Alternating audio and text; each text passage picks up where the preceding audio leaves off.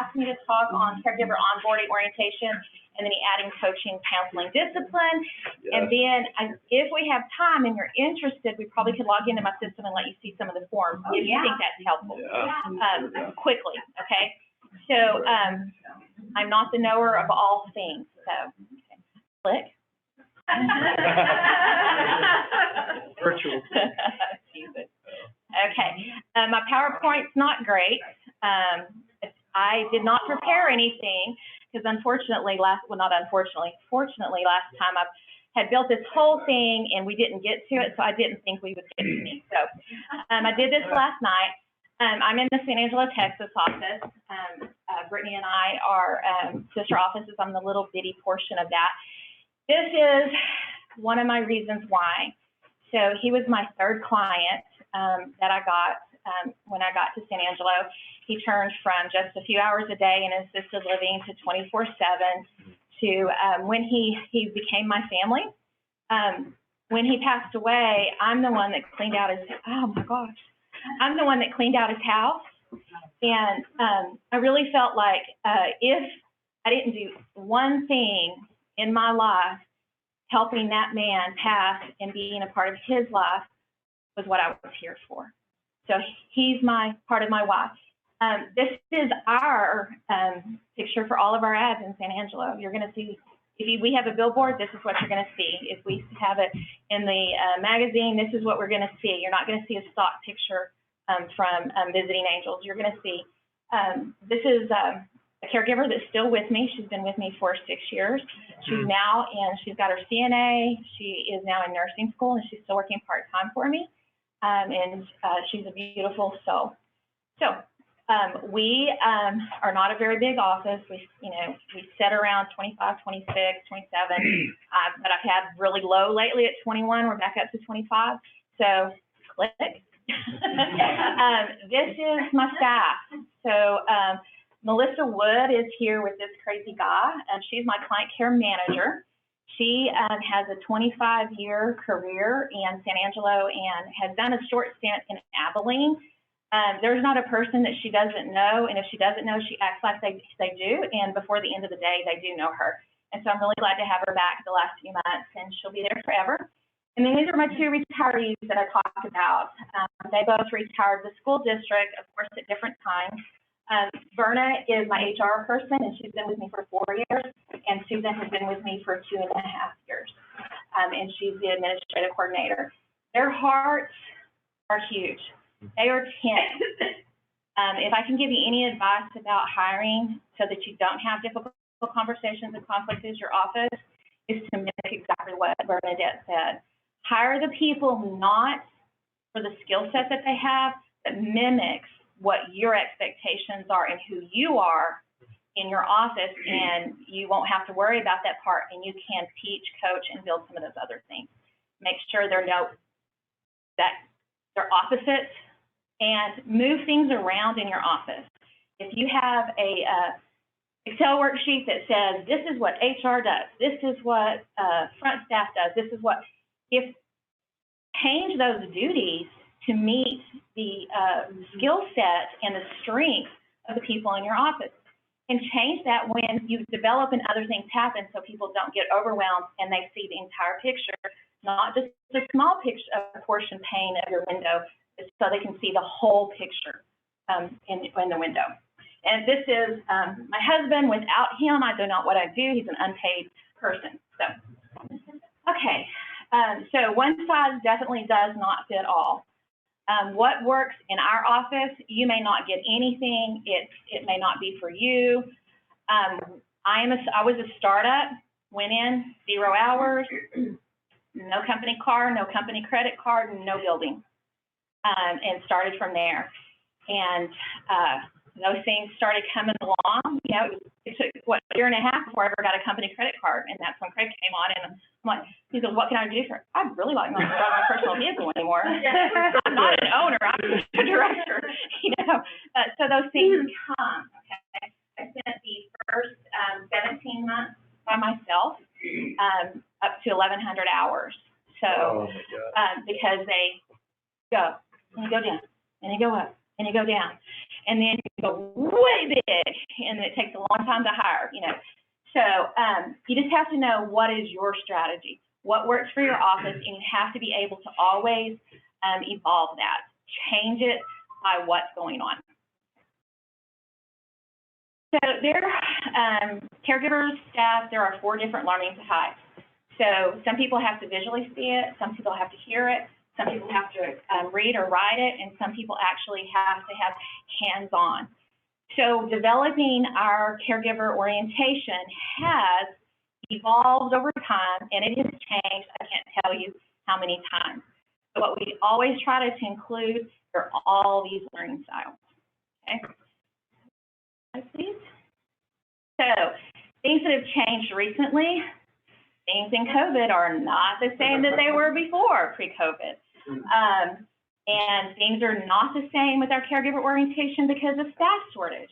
One day doesn't look the same as the next day. So we all have to be able to change things. So our typical regular orientation is 3 hours. We schedule it 1 to 2 times per week, depending on the amount of hires that the HR manager has. We schedule them morning, afternoon, evening, Saturdays, depending on the availability of the people that they have. If we have 4 applicants and they're coming in and 2 of them can do morning on Thursday, the others can't do evening on Friday, that's what we do. It's ever fluid. We also do individual. Guess what we're doing a lot of right now? You're in the door, keep them in the door, let's get it done. Okay, so always be flexible, always be comfy.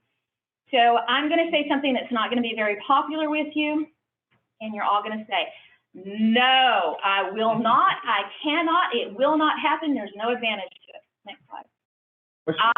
Yes. I don't understand what you mean 3 hours scheduled 1 to 2 times per week. Orientation lasts 3 hours, and we schedule 3-hour orientations 1 to 2 times a week. Okay. So I do the caregiver orientation, 3 hours, 2 to 3 times a week, individually. We have, I know everybody, they're like, well, you took our thunder, you know, we didn't say it. Let me tell you the reason why. When the director sets the mood, even for lower paid staff, it's setting the expectation. It's getting my first goal. I set and clearly communicate our expectations.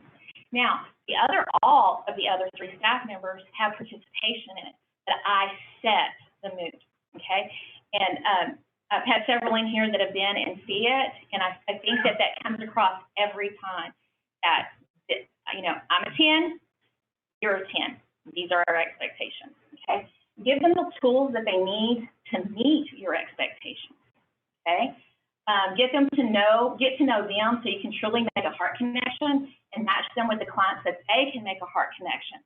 So when you're onboarding them and doing orientation, that's the best time to find out their personality, their skill set, their inadequacies, their tics, their, you know, different kinds of things. And one thing that's worked for me in the very beginning, I had a very young scheduler, and we put them in groups.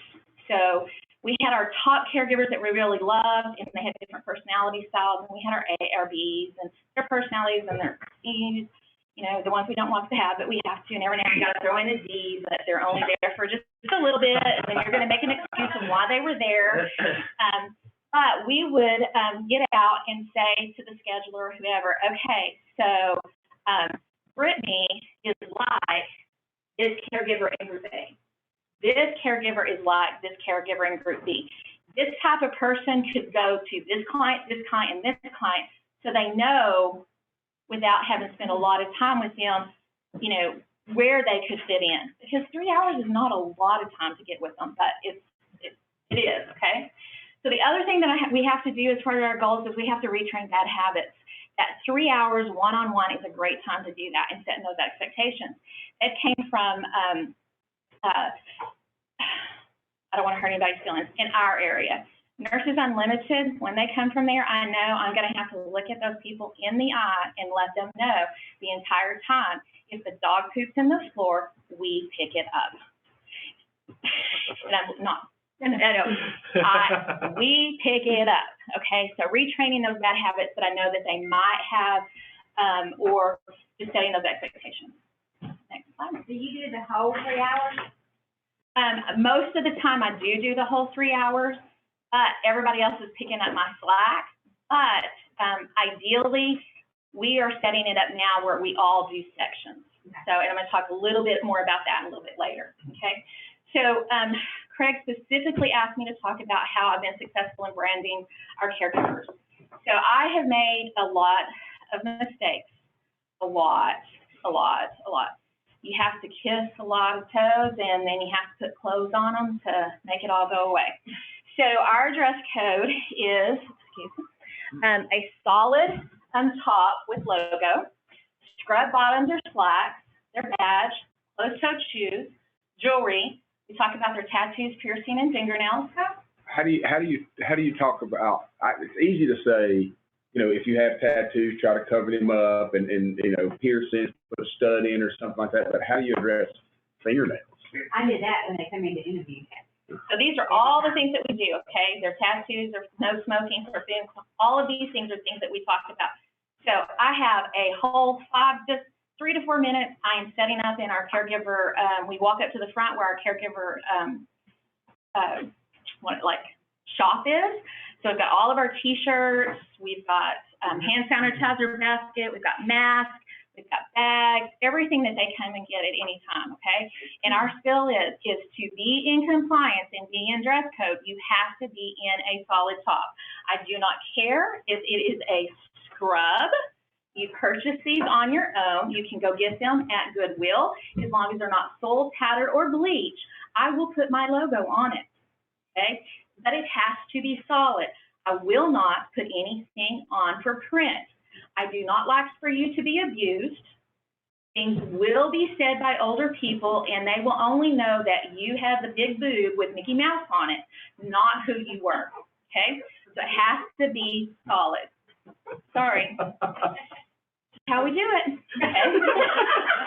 Okay, or it can be a Visiting Angels t-shirt, okay? And we have multiple colors, and every time we do an order, we get a different color, and the caregivers come in and said, we need this color, we go get that color. They may say, we need this color, we're constantly filling them in, and we constantly have a good assortment of them, and we change the back of them. I don't know who designed these, I don't know if it was Waco or Brittany, I thought it was, okay. Go Brittany. And so we use Brittany's back on some of them, we use some of them that say, stay calm, I'm a visiting angel. Some of them, we just have the logo on the back. We've done superheroes, not all superheroes wear capes. We have one for Alzheimer's that has the elephant, and we changed those to go by. Well, I was just going to say on these shirts, I was for somebody yesterday, there's an email that Craig sent out 100 years ago. It has all of the back options that you can have, all of the front options that you can have. Forward, man. $6. I was going to say, are you selling them? You are. We're selling. I'm going to think of several. But on this t-shirts, what we do is, they cost me $6. We charge $12 for them. The reason, don't give me that look. The reason that we do that is that other $6 goes to the Alzheimer's Association for the Walk to End Alzheimer's as our fundraisers continuously. It also will offset the cost of the person that walked out and didn't ever cover a shift that left with their t-shirt, okay? So when they leave the door at orientation, they have to take 2 t-shirts with them. Have to, as in? Have to. About 20%. I have to. I pay them $7.25 an hour for 3 hours, which covers $24 of t-shirts. They sign a deduction form, leave it on the desk. Their first check is taken out. I recover my costs by them being in dress code, and I pay them for their orientation time. Okay. The other thing that can happen, they can bring in a solid top. I want people to feel good in their skin, to not age to be an issue. My older women do not want to wear these shirts. They don't wear t-shirts. We look terrible in them. But maybe they need to cover their arms, so a solid knit 3/4 length top is better for them. They go and buy it at Walmart. They bring it to me. I put the logo on it. Okay, the logo cost me $6. We have negotiated $5 before. Another thing is we have ladies that like jackets. They get cold, so they wear their Disney Angel shirt. But if any piece of clothing that they bring into us, depending on how great of a caregiver they are and everything, I will put my logo on it and let them wear them. Why would I not let these be all over town? Where did you get that? This is from our competitor down the street that has a scrub top also, that has a scrub store. So you got a scrub store, not Heart Attack. Yeah, these come from a scrub store. You can get them online. This one is, they come in Cherokee. I mean, they're just all different kinds, okay? So if they are a zip-up sweatshirt wearer, and they'll wear it downtown, and they've been with me for a while, I'm going to put my logo on that. They are, we'll go to another slide. I'll come back to this one, but why am I so mean about my dress code? Clients have hired a professional, okay? It sets us apart from other agencies. The caregiver performs better, and if they don't comply with your dress code policy, are they really taking care of your client? Next slide. No, so, I don't know, are they? The little thing, I have been told my entire life what I could and could not wear. Be it with school dress code, be it with a dress code for work, be it a dress code that my husband will allow or won't allow, what my mom allowed or won't allow. There are rules. And if you're not doing the basic dress code issue, are you doing the other things that you need to do? That's just my philosophy, okay? If you can back up just a minute. Okay, it's right here. My best marketing is my caregiver, okay? I will never forget when we were sitting in an orthopedic doctor's office for my husband, and a lady came in with a wheelchair, and another lady came in, and I really wasn't paying attention because I don't usually, but my husband nudged me, and he went like that. And one of my competitors had a lady in there. She wheeled her in, put her on the side over here, left her there, didn't lock her, just left her, walked around the corner and sat way over here. And she had denim shorts, a t-shirt, flip-flops, greasy hair, and a side ponytail thing, and the Comfort Keepers badge. And I'm going, okay? I can't tell you how many referrals we've got from our caregivers being in Walmart on their own time with a client, being in HEB, being in a doctor's office, because they are in a solid top that fits them, that they're comfortable with slacks or scrub bottoms. I no longer allow jeans, no leggings, no booty shorts, no pajama bottoms, no athletic wear. Those are the options, okay? They are my best marketing. When we address, the pants do have to be solid also. So if they're slacks, we ask that they be solid. Footwear does have to be closed toe. This is probably way over the top, and y'all are probably not going to agree. I don't allow Crocs. They look bad. They're a tripping hazard, and so we don't allow them. I don't even allow the nursing Crocs either. So they have to be closed toe. So it has to be an athletic shoe that fits you, not that fit your son or your husband or your significant other. It has to be you. They have to be clean. Your scrub bottoms cannot be dragging the floor and dirty. They have to be your length. If you have to take them to get them hemmed, if you can't afford to get them hemmed, we'll hem them for you. Or they can be the scrubs that they now have that has a little elastic thing under the edge. If you have to wear a skirt for religious purposes, they have to be below the knee, and they have to be non-denim, okay? No headdresses unless it's religious or cultural. So no visiting angels caps or anything like that. Fingernails. So we are non-medical, but we are still providing skilled service, okay? Now, my world in the past would not have allowed my nurses to have sculptured nails, okay?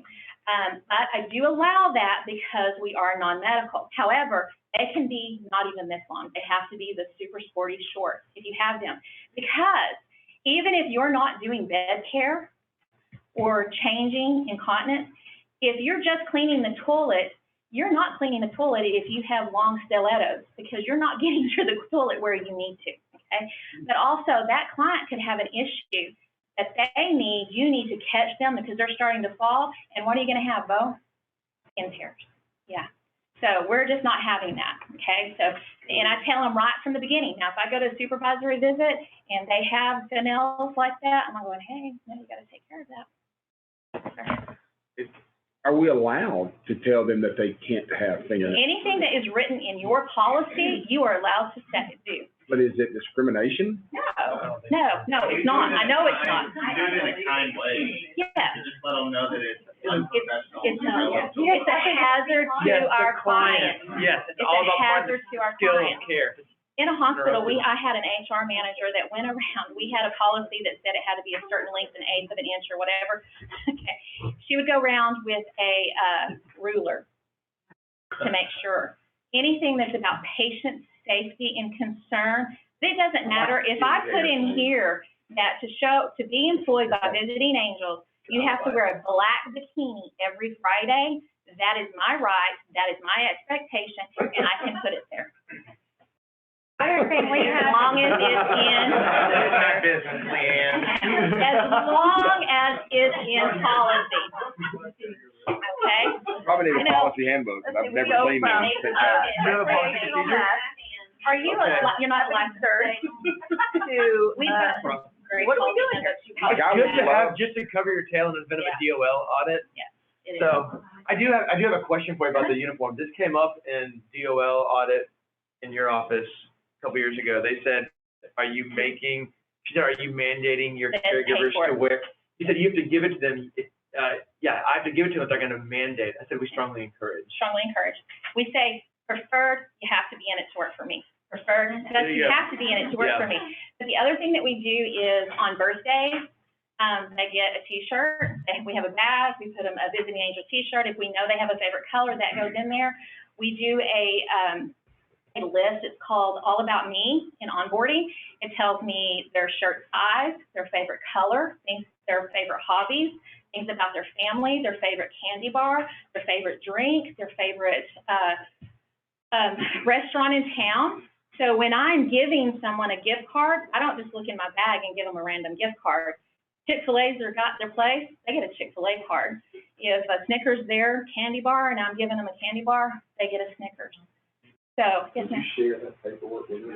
I love that. I probably have your slideshow in my email. I'll look in a second, but, we even have in ours, I don't know if you want to do this, that your hair must be of natural color and length, because It's an issue for your market. for my market is a huge issue. I tell them to pull it back, it has to be pulled back, because mine's got hair down to the feet, it's gotta be pulled back. Yeah. So in situations about their hair, we, our That's my biggest complaint. market, we have a state school, we have a very diverse population. That hair color, even the tattoos and things aren't as big of an issue as they used to be. The biggest issue they have of when they first size you up is their weight. Okay? So that's usually the biggest thing. Sometimes, unfortunately, nationality, but not usually. It's usually their weight. So we try to protect that a little bit. But we do tell them, if you'll back up just to the one that's, Got a question. sorry. I'm sorry. Oh. I know I'm charging $5. If they're certified, I'll buy them, yeah. Can you go one more? Or I have the, one more, I'm sorry, two more probably. Oh, no, go up back. Other way. To the front. Her email. This is for Linda, yeah, I'm sorry, to the top of the, right there, okay. So, we tell them, you have your jewelry, I'm not gonna tell you you can't wear jewelry. I'm gonna tell you you have to wear jewelry appropriate for what you're doing. We have a client that calls us every November 1st and has service through January the 6th. She lost a lot of family members during that time.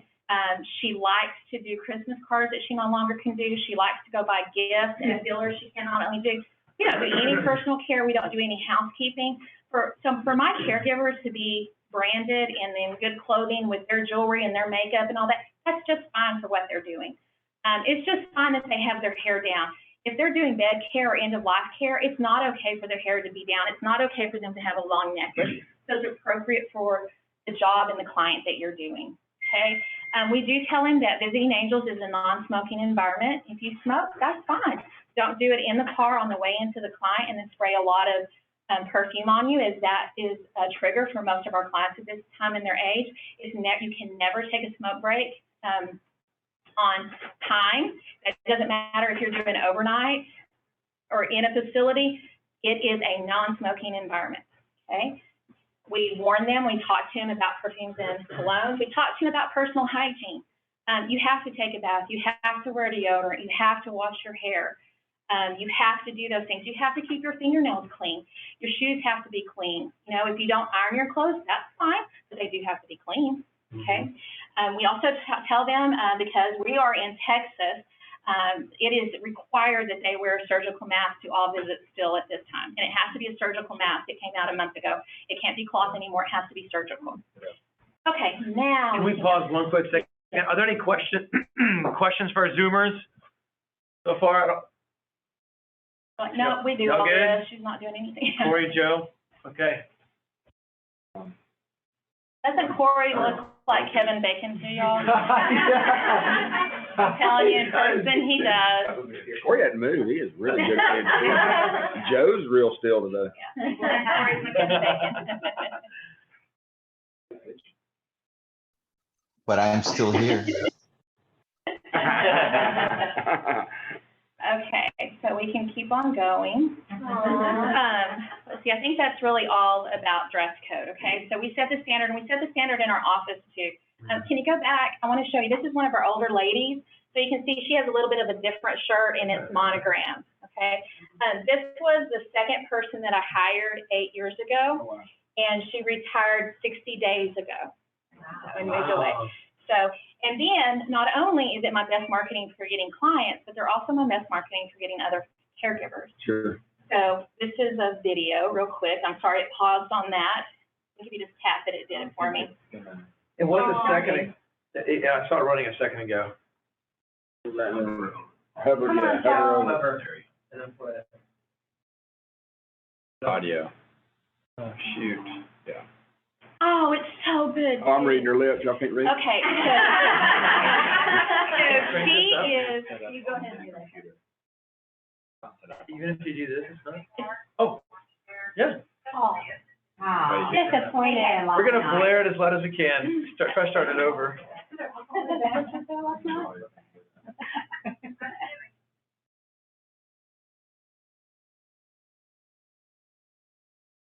Rewarding job I have ever had.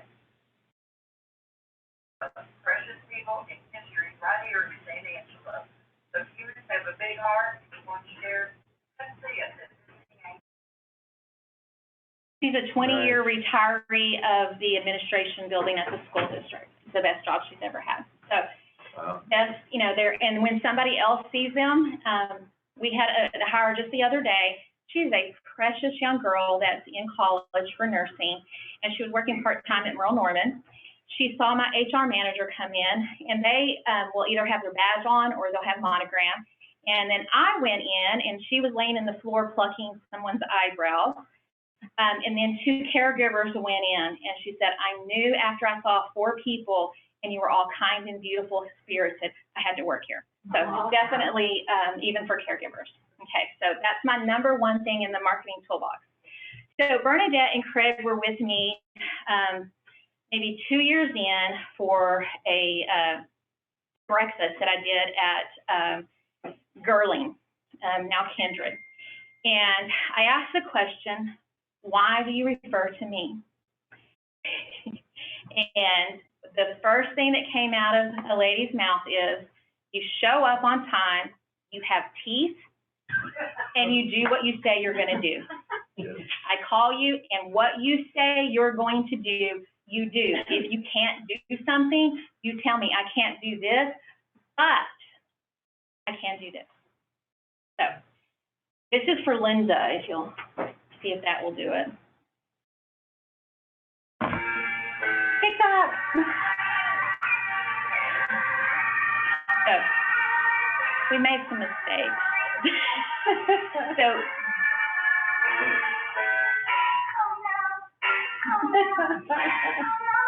this is pictures that we took for badges, okay? So we already set the standard for this group of people at this time. It was okay to come to orientation this way. It's okay to take your picture this way, and it's okay to go to work this way. It's not. We didn't set our expectations clearly. Okay. So these are what our caregivers then begin to look like, okay? So when you're in orientation, you have to put on your shirt to have your picture taken for your badge, okay? When they leave the office for the HR, if it's going to be a scheduled orientation, they are told, in orientation, come as you would come for work. You will be taking a picture, you will be meeting the director. Yeah. You are coming to work and you will be paid. Okay. And these are just some more pictures of some people that, you know, for their badges and things, how they look, different colors. Okay. Next one. Is it hard to get a badge maker? Actually, it is not. I found a great deal for $1,000. Now, that's probably very expensive, but Brandy and I were able to, Brittany, I don't know why I do that, Brittany, I know who you are. Brittany and I were able to share that cost, and we are making them in the office now, and they leave that day with a badge. Now, Access Care will make your badges for you, but the turnaround time has been extremely lengthy. It's like 3 months. I just bought laminators at Office Depot. They're usually gone. What we did to try to curb that is we ordered 50 caregiver badges that just had caregiver on them and gave them to them in orientation. But having the label maker has been, or the badge maker has been a savior for us. Brittany has just started sending hers to us, and we'll send them out every week to her, so she'll only have a week turnaround time until we decide if that's going to work. So Access Care, what is the lead time at this point? 6 weeks, 3 months. Yeah. It used to be, 2 weeks. Yeah, it used to be 2, yeah. Not Very anymore. last that long. Yeah, and it does cost $6 a badge for them. Yeah, we quit doing it. Why don't you just print We do a paper one when they come in. But we have to make we do them on the hard PVC. I just do them on the thick, flyer paper. Yeah. Bernadette, will you show them your badge? That's the kind of badge, if you have it, that's the kind of badge we put for them, because the paper's going to get crinkled, they're going to spill stuff on it, and I have caregivers that have their same ones forever. Plus, on the back, we have our telephony number for those individuals that are out in the boonies or they leave their phone at home. There's no excuse not to clock in, because you can call telephony, and it's got their ID number. And then we've recently also put the 158accesscare.com so they can go and certify when they say, oh, I don't know what the website is. Yeah, you do. It's on the back of your badge. Or do you think that would be not for, blanket for everybody, but do you think like that would be a good investment for people to get the badge maker? Because I didn't even know that existed. It's certainly worth exploring. I'm just curious. I want to ask Access Care. I'm writing it down here. I want to know why. Sure, it's staffing. They want to see the badge. Yeah, they want to see the badge. We have a badge maker. Yeah. We bought it about So 3 you years have one ago. too? It's a great investment. They can't see it. Do you want to pass it around? Zoom camera. Yeah. Oh, don't look at that picture. Get Oh, back, look get at the back. picture. That's one I've got, When I it's got yellow Amazon now, since it's so was old. 1100 when it Yeah, had different okay. pods and stuff. It's So that's really super easy. Front, so it's like a thick, credit The card. only thing about the badge back here. maker is you have to be really You can put careful how you telephony save and your your, pictures. whatever. Yeah, they're all- I'm having a little bit of trouble with Adeline, and I have to reformat those. Brandon's lanyard, But you have to save them square. When you save them up on Access Care, and then it's all fine. Hey, Craig, I need to find it. We have a place we ordered those from. They're not very expensive, the hard badges. Yeah. And we bought one of those little cameras from Best Buy for, I don't know, $50, and it'll print a picture about this big. And it's sticky on the back, and we stick it right on the back of that badge. It's great, big picture. And then we label maker their name on the front of it, and they look great for people that maybe can't afford the other right now. Well, that's a good, okay. Okay. Where did you This get is the label maker from? the badge maker? Yeah. Amazon. and it's the Badgie I'm buying one. Badgie 3 or something. I can send it out, but it works really well. Now, the setup, I read the reviews and I almost didn't get it, and we did have a little problem with the picture printing briefly on the setup. I called and they got in the system and they had it working within a short period of time, and it's great. So this caregiver right here, this caregiver was in my first 15 caregivers, and she retired in October. So I had her long-time faith. I poached from another agency. So, and she's been with me. She's had her 6-year anniversary in March. So she was at a hospice client that they were not happy with the agency, and they called, and so I went in to do the assessment, and she was there working, and she came over and talked to me and all. But she came a year and a half later, so it was okay. But, okay, keep going. So this is, we pay minimum wage on there. This is where I was telling you about this. And then to know that they're in compliance, the HR person sets a certification for 30 days, and I know that's unreasonable for a lot of offices, and we don't always make it. What that is we want to see them in dress code. So if we go out for a supervisory visit and we see them, then we take the certification off. And that doesn't go on, we'll just put observed, and that doesn't go back on unless we go out for a supervisory visit and they're not in dress code and we verbally counsel them. And we'll put one for 3 or 4 months just to remind us that, you know, we really need to check up on them. But that could them coming in to get their checks. You know, I see people in Walmart and they're in dress code, it goes away, okay? So this was a caregiver that I went for a supervisory visit to give her a 5-year PIN, and that's how she is in the home. So it works. You know, all these people are people that came in from work, or I went out and saw supervisory visits, so it works, okay? Keep going. So visual learners, we have a PowerPoint presentation that we're always evolving. So we put, you know, different things in there. We make sure that they have it in reading, in the written form for those. Everybody leaves with this folder, and the folder has all kinds of information. So the app, our sheet on the website. It has all the documents, our Welcome to Visiting Angel documents, all the documents that they need to sign. Then the tie-down version is stuff that they take with them, so all of those copies. Then we have our dress code in there. We have our awards type things, bonuses, way they can get bonuses. We have just general information that we don't go over to tell them best practices on dealing with clients, about cleaning, going the way that the client asks you to go, if it will truly get you there. If it doesn't, you go another way, but you divert the conversation, professional speech ideas. And I actually stole this. I do not believe in reinventing the wheel, by the way. If somebody's doing something well, you coach it from them. So I believe this is Casey Freddy's. I was going to ask if we could get copies. So, Yeah, I have, you gave it to me like in 2017. Okay. Some of it's the same, but not Okay, all of I was it. gonna ask Yeah. you, yes. I don't mind sending it out. We have it all on our drive. That'd be awesome. But we talk about, you know, what hospice is. We'll be surprised how many people don't know what hospice is. After they start working with clients, they're like, you know what, I really think I have a heart for this. Can I train for hospice? And that's just for them reading information about hospice. Then the people that are working with hospice, we talk about, some people have worked with hospice a lot but never had a client pass. So they don't know what they're supposed to do. They don't know when he actually passes. Do I call 911? Do I call the mortuary? No, you call hospice. And you stay there. You don't run out. And when hospice comes, you help them clean up the body. You help them get the equipment together. You stay until you're dismissed. You love on the family. Back in the back scenes, it's not about you. It's about the client and the family, okay? And then we also have our HIPAA presentation, which we do, and that we put a printout for them. And then our emergency preparedness, and that's all on our drive too, okay? So one of the things that Craig likes, I'm sorry I wasn't finished there, but is that, so direct deposit is a privilege, not a right, okay? And I know I'm gonna hear, I don't want them in my office, I don't want paper checks.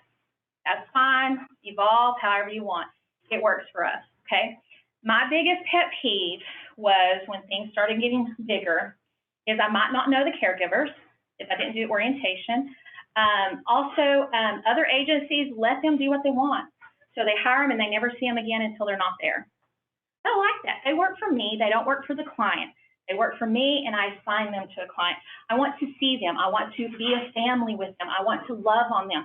I want them, if they're having a bad day, not to tell the client and their family, my no good for nothing baby daddy did not pay his child support, and I am this, and I need to change my schedule because I have a sick child, so I can't work at 8 a.m. I need to come at 10:30 a.m. Those are things they can't do to the client, but they can come in the office and do those, okay? So education, they have lots of things that they have to have.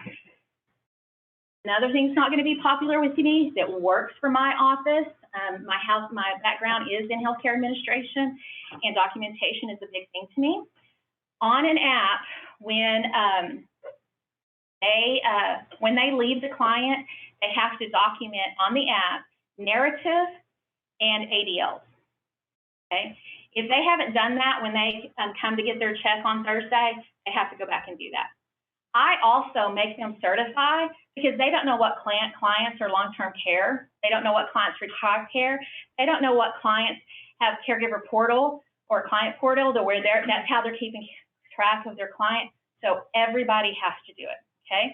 And if they haven't done that, we send out, it's a quick report. My administrative assistant up front does it. After I finish payroll, I say, I'm done with payroll. And she goes and runs a list and sends out a quick zip whip. You have ADLs, narratives, or sessions that haven't been done. Please have them done before you come and get your check. All she has to do takes her 5 minutes for 100 employees. And then when on Wednesday night, she runs it again. And she sends it, schedules it in zip whip to go out at 8 a.m. Monday. Checks are ready. You have not completed. Complete it before you come and pick up your check. Okay? Is that just to the ones that have not completed? Just to the ones. She sends a reminder every now and then to all of them so they don't get on that list. So we tell them, if you do all the things that you're supposed to do, documentation-wise, you look great, you're getting good reviews and all, in 90 days, I want you to be on direct deposit. You can be on direct deposit. You'll stay that way until you take yourself off. Or if we've asked you to comply with things and you're not complying with them, we will take you off. You'll remain off for 90 days until you get all of the tools that you need to be successful to make sure that you're getting it done. Okay? We also do, if they want to be on direct deposit, they can give us that direct deposit in orientation. I found out in COVID that I didn't want anybody to do without a check. And when we first started, I wasn't sure if I was ever going to have to close my office. We didn't close one day, but I thought I might have to, and I didn't want them not to get their check or it to come late because of the mail or whatever. So if we had that, we would have direct deposited everybody. Can we just hang out here just for a second? Yes. I love that idea, and I try to tell everybody to do that. I just want to pause for a second because I know I get a lot of pushback from that. And so I wanted to do just a little roundtable pushback and what y'all's thoughts were. Is that working? Is it like, gosh, Leanne, why are you so mean? I personally love everything I'm hearing, but my thing is you're holding them accountable. You've got to do this, or you've got to do this. In my offices, and I don't know if this is just, I don't feel like I'm making an excuse, but if we try to do any kind of reprimand or this, and I know there's a right way and a sweet way to say it compared to a mean way, but if we do any kind of disciplinary anything, I mean, and then I'm going to the next agency. I mean, like it's amazing. Fear of being held hostage by caregivers, though. I mean, it's a real thing. We work for them. So we did, That's what we. I know. I mean, I don't change that culture. It's hard. I know. we changed our culture, and I said, we're going to lose some, but we've got to stick to this. Sure. All the on-call managers have to do this. You have to enforce this. And we were ready. And we lost a few, but you know what? We said we didn't need them. If they went somewhere else, then that was where they needed to go. Setting the expectation from the beginning. I can't tell you how many times I have someone from another agency in orientation, and I get a spreadsheet of where they worked before and ideas for human resources, like, hey, she's worked at such and such before, or she's got this personality, she knows so-and-so, whatever. And when I'm doing orientation, I'll ask them at the end, so you've worked for Comfort Keepers. Was there anything that you saw today that you think is unreasonable? Anything that I presented that you think we could do better? Was there something that you're taking away that they did much better that we should incorporate in ours? Do you have all the tools that you need to leave here today and go out and see your first client, you have an amazing job. You get to not be having someone down your back, but with that comes responsibility. You have to be a self-starter. You know, you have to do all these things and throw them back about not everybody can do this job. You know, I know that the reason that you're here is because you have the heart. You could go somewhere else, but I guarantee you, you're not going to have the clients we have. I can guarantee you they're not going to be your family. I can guarantee you they're not going to protect you like I protect you. I can guarantee you're not going to have the hearts of those three ladies anywhere else. We are your family. This office is your office. If you're a student and you need a computer with Wi-Fi, come here. If you need to print out a letter or send an email and you don't have the tools to do that, come here. If you're in between clients and you're hungry but you don't have money or you don't have time to go get a snack, come here. We've got a refrigerator full of stuff. That's for y'all all the time. We love you. You are part of our family. You would not be here if the human resource director didn't say you have the heart and the ability that I would put in the home of my mother. We are not just here for our paychecks. We're here as a ministry because we love people. That is a culture probably blowing minds of people. I just think that's so good to hear. I think we cannot lead in fear of being fearful of losing all of our caregivers. Now, we use discernment, but there's a difference. There's an absolute difference. And I think setting the tone day one is going to just pay long-term dividends. Sure. That's the long, as you grow, set a strong foundation as you grow. And you know, if I have a caregiver that I know is really struggling, she's trying to do things, but she can't. Her environment's not allowing to do that. You know, I'll see her shirts getting tattered or something. I'm like, hey, go take people some shirts. You know, we'll give her a special, whatever. I've loaned my personal car to caregivers. I'm not saying these are great things to do. I'm just saying this is how I love on people. You know, I have put batteries in cars. I cannot tell you the things that my husband has done unpaid, because this is also his ministry, is to love on people. You love on them. They love on the clients. They know you care and they love you back. Man, that's a whole 3-hour presentation we could do just on that. I mean, that's.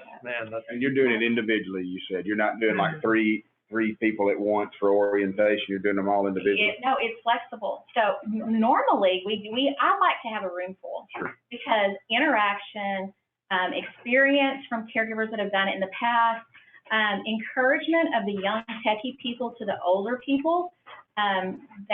We actually, the first thing that happens on orientation day is you get a text that's been scheduled from the HR manager from ZipWhip, which all they know is it's from our office. They don't know it's from ZipWhip, it's just from our office. That welcomes them to Visiting Angels. We're so very excited to see you. This is our office number. Please save it, as this will be a way that you contact us. We'll see you at 1 o'clock. And she also sends an access care message. So we set up a messaging group as orientation, and that changes with orientation. And she sends that out and says, hey guys, this is Access Care. This is our client portal. I don't know exactly how she words it. You're going to get exciting information from this area, from these. Please pay attention, and you'll learn more in your orientation, okay? And so they get that before they ever come in. Then when they, that's Lachey. Hey. She doesn't even work for me anymore. She's at the rehab hospital. So, she'll call back. Can I talk to her? Answer. Shaber. Hey. Lachey.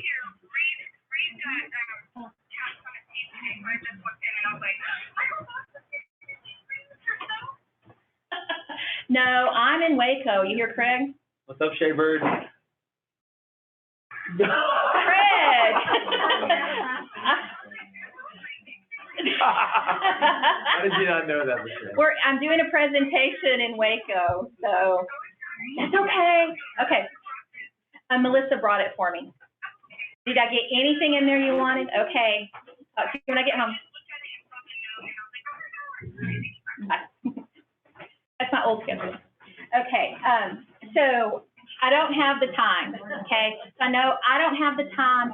I'm like a Bernadette. I am a scheduler. You know, I work a lot, have since day one, okay? And sometimes I'll hear that from the caregivers. I don't have the time to do my notes. You have to do it an hour later. Wouldn't it be better to do it while it was fresh in your mind and it was actually accurate? That would probably be good. Yeah. You hear it from your staff. I don't have time to do that. Okay, well, we're going to have to do it an hour later, so let's do it now. What would make you be able to have time to do that? How can we problem solve that? You know, let's do a copy on that. How do we take care of that? What makes you have more time? Okay. So they do come in the office for the first 90 days. I don't know why I set this up like this. I didn't mean to. We do have to do the narrative and visits for ADLs and certifications. We also make them come into the office every month. I know you don't want to see them. I do. I want to build relationships. Every caregiver. Even the distance ones. Right. Even the distance ones. Now, it's impossible for Abilene to do that because they've got people, you know, an hour and a half away. But we do make our distance ones.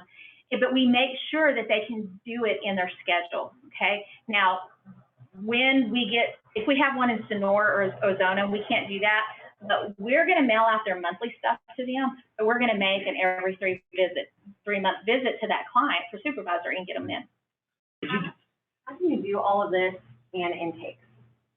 How do you? I don't manage any of. Oh, how do I schedule and do intake? Because how do you?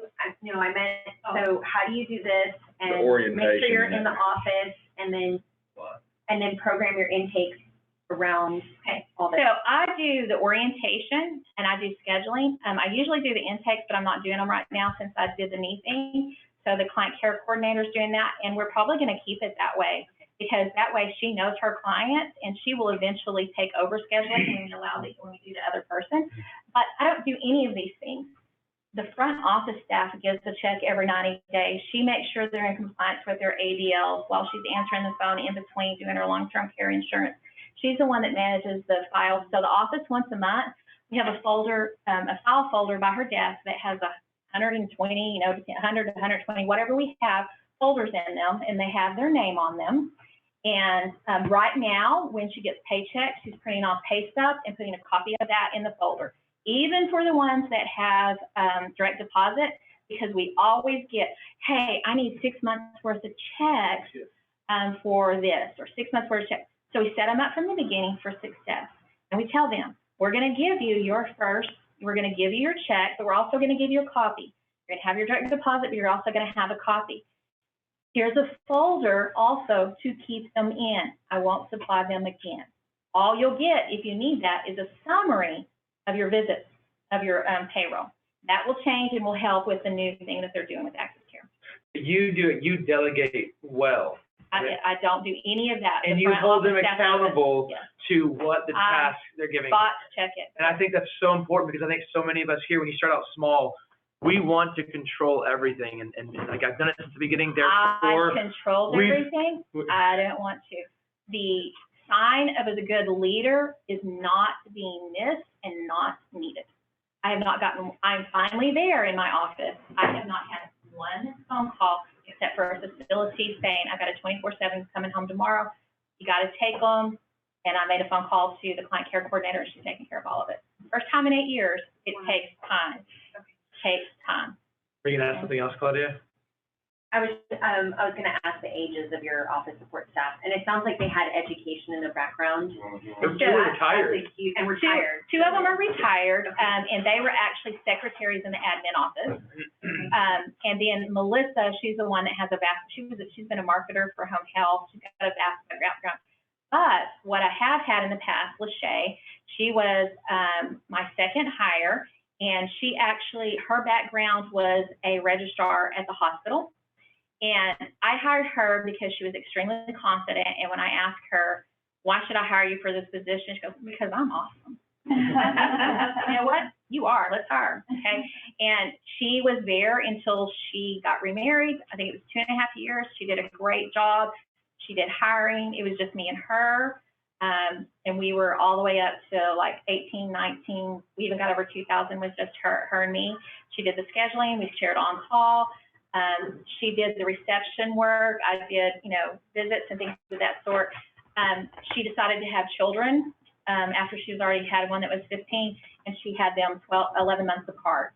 So then she came in and just did part-time things from home off and on as we needed her emergency-wise, okay?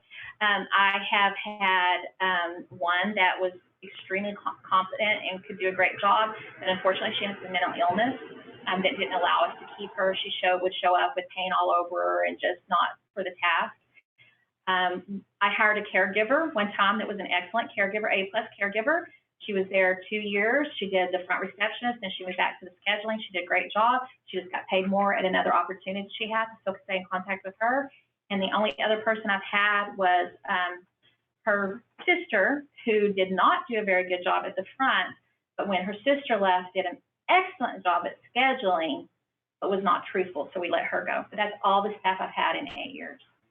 So Scheduler's a CNA, so that is so handy to have, because she can go help too if somebody, and she understands what she's scheduling. I mean, how do you get them to do all of the tasks?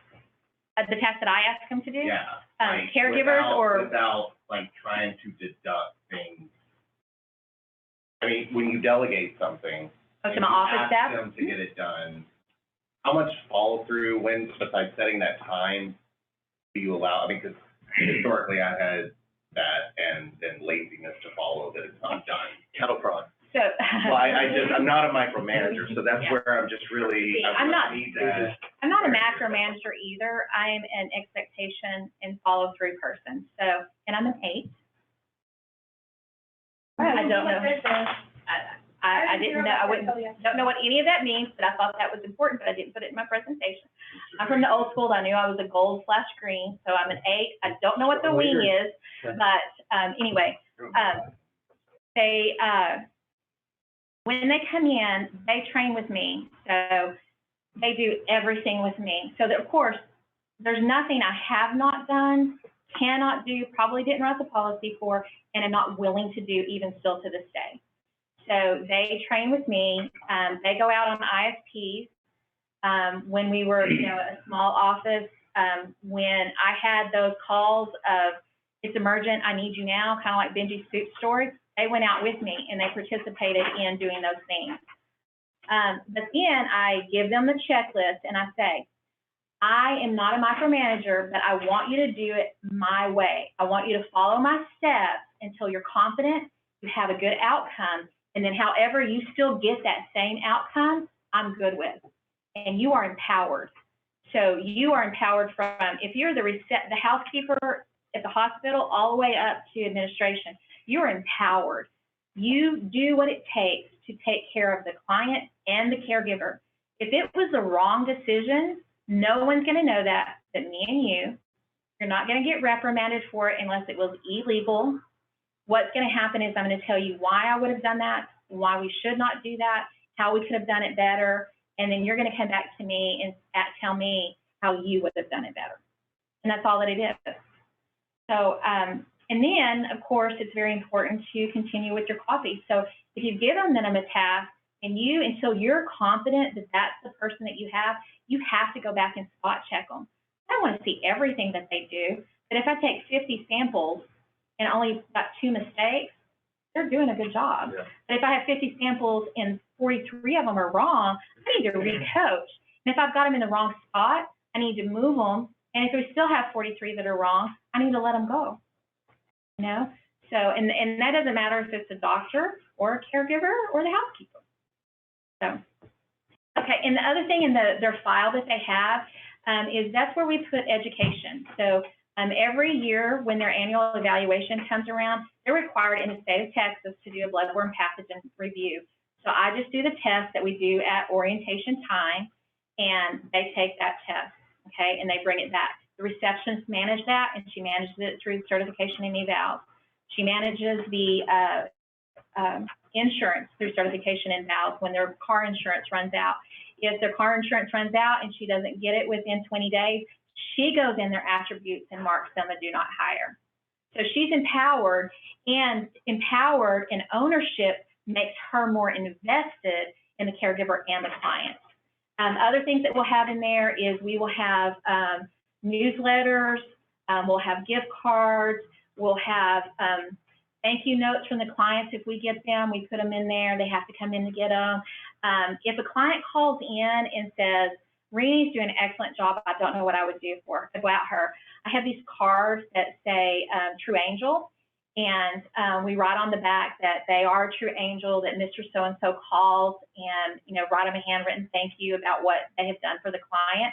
They get put in a drawing. We do a $50 gift card drawing every month for everybody that gets put in that box. I know y'all are doing things that are way grander than that, and I'm taking things, you know, from that. But we do that every month. But they get that in their folder too. When they're with us for 90 days, we give them their wings. We pay them $50 when they get their wings. We don't put them all over the office anymore, but we do have a card that says, congratulations, you've earned your wings. And that card's in there. We make a big deal of it. We schedule it on ZipWhip. Just all kinds of different things. So the management of knowing they haven't been in very long, in a while, isn't hard, because the receptionist is in that file all the time getting stuff out, so she can see, oh, that thing's fit, and she'll look at it and say, hey, I haven't seen you in a while, you got to come in, don't let me take direct deposit. She'll come in every time. If it's out of town or whatever, she'll mail it, and then she'll put a handwritten note in it, and, you know, ask for those things back. Okay, step by step. So in orientation, we do all kinds of things. I think the thing that's really helped us recently is the step by step. So we tell them, you get your schedule, you know what you have to do for your client. They immediately have access to their assessment and care plans, which are very detailed. Our assessments and care plans will tell you where the dog food is. Visual people will say, How do you give them access to their assessment? it says you turn it on, I do it in forms on Access Care, and you turn it on with permissions to Caregiver, and then they can see that in their app, or they can log into the website and see it also, okay? So for the visual people, when I'm talking to them about, here is where you know if you walk in, or if you wait for somebody to come in, or if they have a lockbox, and this is what the lockbox looks like, and this is how you get in, and you open it, and you take out the key, and you turn it, put the key back in, lock it, and then you scramble it, okay? You buy those? Yes, and we inventory them. If the client does not have them, a lot of clients will have them. But if it's a situation that we don't issue keys anymore, we used to let caregivers have keys, but we quit that. So we do take this, and it's, you know, they're about $60, but it's well worth the investment. Do you pass it to the client, or charge it to the client? No, because I'm going to pick this up when they're no longer our client and put it back into inventory. So if it says mom can't get up, we lock the door when we leave, so they have a key to get in the house. So in the assessment, it'll tell them what the code is for it, you know, where it is located, because we can't always put it on the front door, things of that sort. So we tell them, you know, arrive 5 minutes early, and it's going to say everything in assessment. It's going to tell them their assistive devices, who lives with them, what their cat's name is, how they communicate, what they eat. Do they eat at bedside? Do they eat at the table? It's a really long assessment. It tells them everything that they could possibly need. In orientation, we go over a sample of that and their plan of care, okay? So then we tell them you arrive in dress code. You have walked up, you look great, you're in dress code, we go over that. Then you, as you're walking to the door, you pull up your app and you answer your fit for duty questions. That means you are healthy to be working for your client. If you can't answer those questions, no, you should have called in for your client. Not 15 minutes before, not 2 hours before, not at 2 a.m. if your assignment's at 5 a.m. the next day. And we go through all of those scenarios. And we talk about texting for a call-in is not acceptable. It's not okay. We have a little template on ZipWhip, because they're going to do it. They're going to test you, especially the millennials. And the caregiver, we just put that template that says this is an item that cannot be handled by text. You must call the office and press 1 for the on-call manager. And it has my name on the bottom of it. Okay, you can set up signatures if you don't already have that done in ZipWhip. You set up a signature, so when you send a text to the caregiver, it will tell what person is sending that text, because often they don't know who's sending it, so the signature will help with that, okay? Then you get to the door and you knock and you put a smile on your face, okay? The client answers the door and you greet them. Hello, Mrs. So-and-so, how are you today? I'm your angel. I'm going to be taking care of you. With the cat walks up, well, hi, Mr. Bojangles, how are you today? Why does it matter if we know the cat's name is Mr. Bojangles?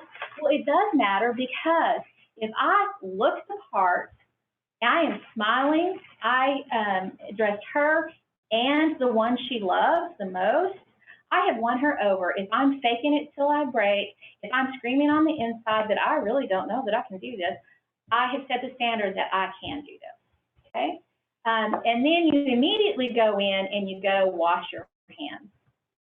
And that's when I talk to him about the COVID rules. Then you go and immediately do your COVID screening on your client, okay? And then as soon as you do your COVID screening, and then we go into if they say, yes, I have been exposed. You know, we talk about chronic conditions. If they've had that COPD cough, that's not something you go and leave for and all. We tell them to remove themselves from the environment, call the office, and let us manage it. Do not leave, okay? Do not leave the home. Because we have found out, a little old man says, yes, I've been exposed to COVID, my granddaughter has it. But then when we do the investigation, yes, the granddaughter has it, but she lives in Washington State and hasn't seen her granddad in 18 months. Go back in and take care of the client, okay? Okay, know your care plans. Take care of them, do all the things that it says to do. At the end of shift, wash your hands. This is when we talk to them about hygiene, safe practice, precautions, things of that sort, not wearing your gloves the whole time. And we try to put things in it that make it very funny so that they'll remember it. We have a hand washing sheet in there, and we ask them to perform how you wash your hands to make sure that they do that appropriately. And then you leave and you say goodbye. Then when you clock out as you're saying goodbye, then you go to your car and you take a brief 3 minutes to go to your app to do your narrative. Now, as this is going along, we have a client, and I am the caregiver, and I am doing all of these things on my app, on the screen, so they can see it. They have loaded the app on their phone. I have also put them with this same client so they can clock themselves in and out. They can see the assessment on their phone device as I'm doing it on the screen.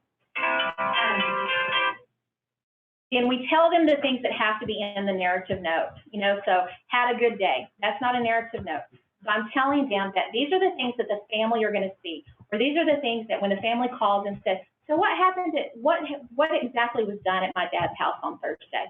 We don't have to call you. We don't have to depend on you. We go to the note, we read the note to them and tell them, or they see it in the client portal. This is not a place for you to bicker with your staff members. This is not a place to say, Susie didn't do the laundry, I had to do 3. If that's an issue, that is done with anybody that you call and answers the phone. Doesn't matter if it's human resources, me, or the scheduler, you tell them, we'll get it taken care of. You had mentioned earlier that your caregivers don't cross over as far as coordination of care, meaning they don't stay too late, or they don't get paid for crossover when they're coordinating care. Do you allow your caregivers? The client doesn't get paid. Okay. Charged. Can the caregivers see each other's? Yes, they can. Okay. So on Access Care on the bottom, it says care notes, and anything, if the client has been seen in 7 days, anything that the caregiver before them has put in there, they can see that. Gotcha. Okay. And then we remind them about certification. So a few miscellaneous things, and I'm sorry I've taken so long. I've really talked a lot. Things that we do, of course, is we have a long HIPAA presentation. You know, they know what HIPAA is, but do they know what PHI is? You know, it doesn't take very long to go through it. It's real quick. It's not okay to have visitors at your home. You think Leanne won't know, but Leanne will know. It might take a while, but Leanne will know, and then you're fired, okay? And I also tell them there are people that are set in jail because of HIPAA violations. You can be turned into the state. We kind of go into abuse and neglect policies for the state of Texas also. We're required to do emergency response or preparedness, and we go over that with them, what their role is, and what the triage colors mean, and how they do that. We give them a real life example. Doesn't take too long, but we give them that. We also do their COVID training, and they all sign documents. And so we have it in the file to do that. We have their bloodborne pathogen. That is on their onboarding packet while they're filling out their W-4. They do that now in the office. That's something we changed. We used to let them take it home with them, but then we're still trying to get it back 60 days later. So they do that in their onboarding packet. They also take their competency exam in their onboarding packet. We are probably going to change that to after orientation because some of the people, especially now, haven't worked in the industry. We're just kind of training them from scratch. and so they don't really know some of the answers to those. And we go over incident reports and compliance on those. We also talk about mileage forms and having to have them signed by the client so that we can pay them, how you get them turned in. And then we talk about absence requests versus call-in and what call-ins happen, how you can be rewarded for not having too many call-ins, and how you can be disciplined for having call-ins. How many weeks do you ask? 3 to 2, and we went down to 1 because we had so many people just calling. We get lots of call-ins. They're going to do it, and that's the thing is, they're going to take the time they want if it's a call-in or a request off. But if it's under 2 weeks, that's a call-in, and when you do their evaluation, you can set 25 times you called in this period. So your 25-cent raise is really adequate for what you're doing. Change it, I'll give you a much bigger one. So the results, so these are from ZipWhips, these are things that we're getting from our office staff, Can you help me out with this afternoon, $12 per hour? Leanne, I'll help you out, but you don't have to pay me more. Whoever says that, our caregivers do. This is a pretty new caregiver. The next one is a lady that sent me flowers. She saw me on the news and sent me flowers. So those are things, those are heart bonds that we're actually building. Okay, so coaching and counseling, you'll ask about discipline. So in my opinion only, and it's not worth a whole lot, I believe all office staff should be capable, empowered, and required to have crucial conversations with the caregivers. By the time they get to me, they should be on their way out the door. Okay, now if I see it, I'm the one that's supposed to be correcting it. Okay, but if they come in and pick up their check and I know their schedule was 5 minutes ago, they left the client and they're not in dress code, that's a counsel. You weren't in dress code. These are the reasons why we do that. If somebody's not clocking out, we do that by real-time view, and the person does the clock-ins and the clock-outs. I don't have them coming into my phone at all. We've only got 2 members that do, and the first person that's in the front does that. If they're not clocked in, she's calling and texts them, hey, are you there? Doesn't get a response, she calls them and calls the house, to find if they're there. Same thing about clock out. So we don't have clock out notifications on our phone because our phones ding all the time. So we took them out completely.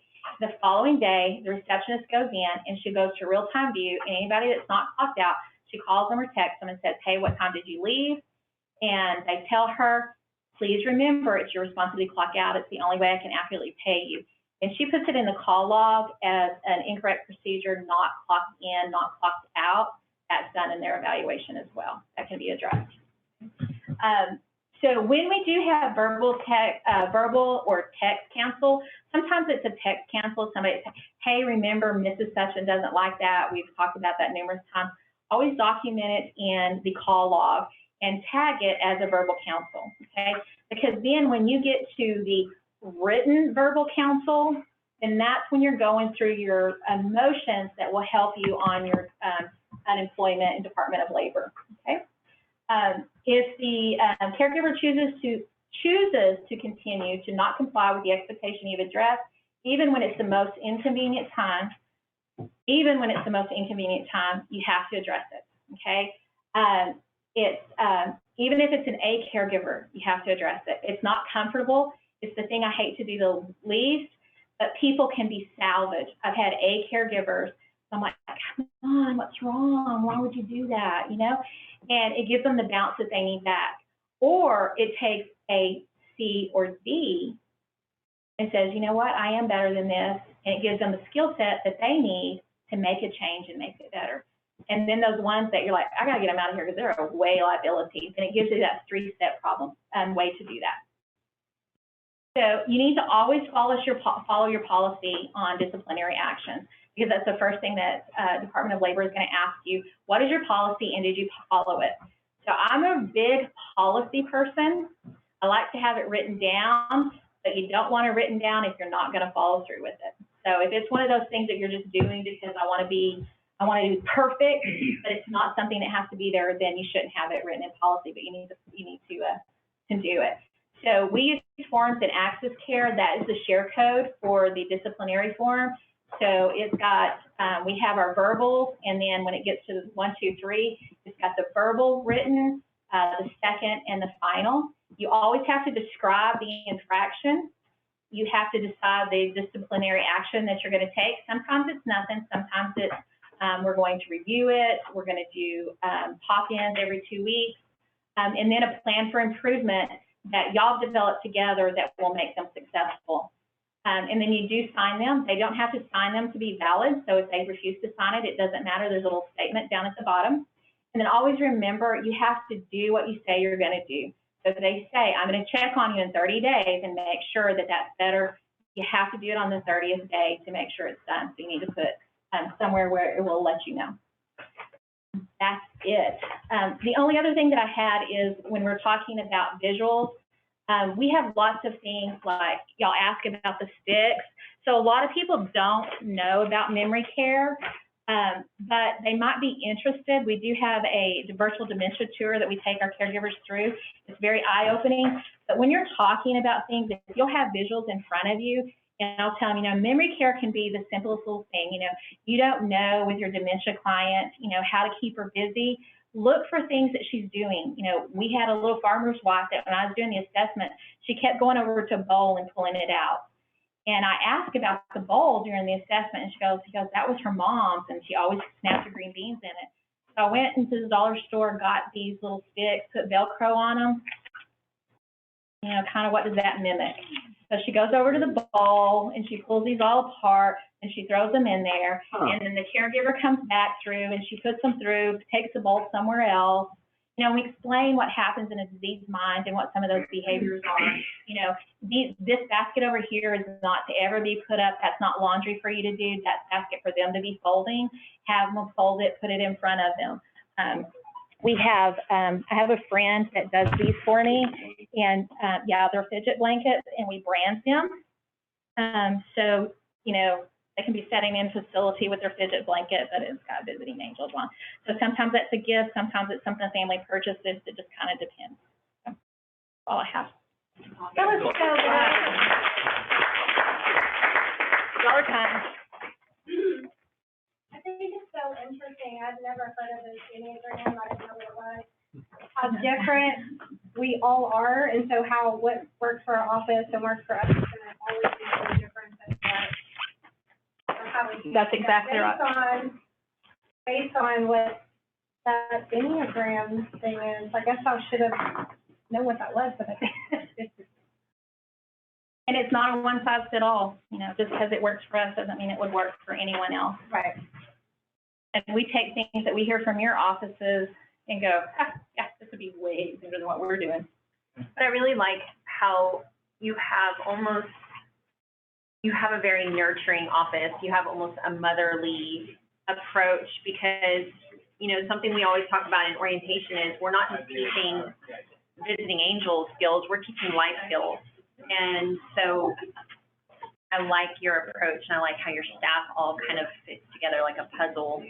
And it hasn't always, been that way. We've been very fortunate, and, there's some offsides to that. The offside to that is who does every Facebook post.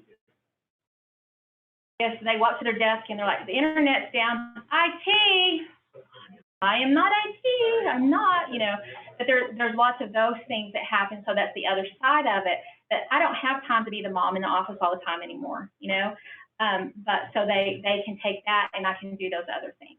So, but very important to love on everybody to make them better. I think that's why the long-term, getting long-term people is so important. Sure. You can let go. And I know those 65-year-olds, they're probably not going to be with me very long, so making sure that I'm making up a backup. Take care.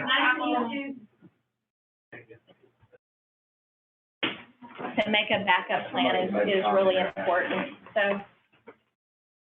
Yes, loving your presentation. Oh, that's kind. I didn't think it'd be a value. That was super valuable. I have a question from Steve. Yeah, we just want a copy of the presentation. All right. I know one of the takes from me that I know that Benji told me when we hired me. He said, he's like, I did. He's like, wait, filter this first. You've been here so long, I can't remember. He told me you have to have a work-life balance. Okay? And he told me to protect that. And that was not easy. I mean, in fact, it was not an approved method. it was not improved. No such thing out of the gate. The thing is, Not year one. it did not happen. It did not happen. Leaving church. And I got very discouraged very quickly. I wasn't from San Angelo. In fact, I didn't move until Benji offered me the job. So I was living in Lubbock. I lived 40 years in my town where I was raised, born, worked in the hospital. My office was 50 feet away from the nursery that I was in. Had spent 8 months in Lubbock. Me and my now husband were praying about what I was going to do, if I was going to stay in Lubbock. Was he thinking about coming there? What we were going to do? He actually saw the listing for this position on Craigslist, and he sent it to me. He goes, Leanne, this is you. And I'm like, that's not me. He's like, I think God's telling us this. I'm like, well, I think that you and God talk different than this. And so we really sat down and started praying for different. I had applied, at Covenant Health Systems and had an interview, and we're waiting for the second interview. And things really moved so quickly that, he called me, he had me come in, he offered me the job. The day he offered me the job, I was actually at home with my parents in Lovington, and I said yes immediately. I don't know why. I mean, it's just because God had told me. And I told my parents, that was on a Wednesday, and I told my parents I'm moving to San Angelo, and they just looked at me and told my grown children I'm moving to San Angelo. I called Marty on Thursday. On Friday night, he got to Lubbock with a moving van. On Saturday night, I was living in San Angelo. There was no time to think about it. It was just, because that's how fast and how settled I was. But I will tell you, that first year, I questioned if I heard God or not. I really, truly did. It was hard. I wanted to cry. Every time, Benji's expectation, 500 hours, you can have a new person. You get $499, and then you're down to $320, and you're like, I am going to cry. I am going to die. I told him, I'm not a squeaky wheel. You're not going to hear from me. How many times have you heard from me? Very few. But I wanted to cry, But I'm like, I can do this. San Angelo was hard. Man, it was hard. Nobody wanted to talk to you. You weren't part of the in crowd. They didn't know who you were. You're not from here. It wasn't near as friendly as I thought it was going to be. It didn't know how to drive around a river. Why is a tree in the middle of the road? You go north, south, east, and west. You don't go around trees. But then it took about 18 months, and then I could see fruit. I could see things happening. I could, see. And then I could see that I was making a difference in that man that I showed you. I would walk in the door, and he would say, there you are. And then you're just like, this is why I'm doing it. The day he died, I had gone, I'm going to cry again. Why did I cry when I talked about him? Man, I had not seen him in 3 days, and I walked in, and he was doing fine. He had bad Alzheimer's and dementia by this time, but he was doing fine. I had talked to family and put him on hospice so we could get some medications on board to help with some of his delirium. But 3 days I hadn't seen him. I walk in, and he says, I've been waiting on you. And he smiled. I have taken overnight shifts at his house. If the washing machine went out, I went and bought the washing machine and put it on the bill for the family. I mean, we just did everything. And I got a call at 2 o'clock in the morning. I was on call, and I saw that it was the caregiver at his house, and I sunk. And he goes, I think Mr. Donaldson passed away. It's okay, I'm on my way. And I called hospice, and I got there. My husband went with me, of course, thinking I was going to fall completely apart. I cleaned out his house. I'm the one that did that. Their family wrote me a beautiful review. I still stay in contact with him. This is God's business, And then to work for Christian men is very, very important too. So there's no doubt why we're here. Every single one of you, I truly believe God put every single one of us here for a purpose. And no matter how hard it is, He's sharpening the tool on all those hard times. And He is making it better, and it will get better. And in 8 years, you will be sitting in a place where your staff has not called you one time. You're not going to be satisfied with your numbers, but you're knowing that everybody in town that can send you a referral is sending you a referral. Let me share one thing about Leanne. So Leanne started, an office from scratch We had to find office space. I mean, it was, all from the ground up, right? And everybody's coming to a different place. And grew that, and then got to a place where for a while, we stayed there. And we had some discussions that were not easy discussions. And she reinvented her office and has continued to grow since that time. So I just want to encourage y'all, you might get to a point where you feel stagnant. You get that first hurdle, right? When you get to the stagnant point. And Leanne got there, and things are hard and it's never easy. And then she reinvented what she was doing. And now her office has continued to grow, continue to flourish, and she has all these awesome processes in place. And she handles everything 100% awesomely. And it's really a testament. You're one of the cases that we use when we talk to people that, like, hey, you might get to a point where you feel like you've capped out, but you haven't. We have really good examples of it, and you're one of those that we use. So. And, we kind of feel that way now, too, that we're kind of capped out. You see the number last week of 21, I'm like, oh, my gosh, how does that happen? Because it all comes in threes, At the end, we got 2 24s while I've been here, so we're back at 25. But, I know with the staff that I have now, and especially with the embedding that we've been able to make, COVID has it's not a blessing, but it's helped us in some ways because we got Epic. We got closer phone contacts with the CMs. We got, those things that are going on, that facility calling saying, we want her back in our facility. She's got the money. We need you. So, we keep on saying, we're on that momentum up. Our thing now is we've had booked 3,000 hours, we just didn't keep them. And then now it's the staffing shortage. That's now where we are 100% of our focus. We can get more clients. We have to be able to service them. The VA population is there. We can go out and get more VA. We just got to have the staff. And so we need everybody's help. What are you doing to make that happen? I've got a huge sign. Talk the landlord and let me put a huge sign that says, we are hiring now, immediately, this way. Not one application has came in my building since I've been gone, and you're just like, what am I going to do? So we got to be creative about it and figure out what that is.